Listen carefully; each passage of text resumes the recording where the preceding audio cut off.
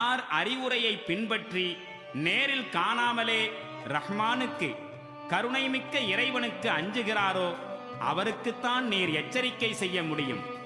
அத்தகையோருக்கு மன்னிப்பும் சிறப்பான கூலியும் இருக்கிறதென்று நற்செய்தி கூறுவீராக. திண்ணமாக நாமே மரணமடைந்தவர்களை ஒரு நாள் உயிர்ப்பிப்போம். அவர்கள் செய்தவற்றையும் நாம் குறித்துக் கொண்டே இருக்கின்றோம். அவர்கள் விட்டுச் சென்ற சுவடுகளையும் பதிவு செய்து கொண்டிருக்கின்றோம். மேலும் நாம் ஒவ்வொன்றையும் ஒரு தெளிவான பதிவேட்டில் கணக்கிட்டு குறித்து வைத்துள்ளோம்.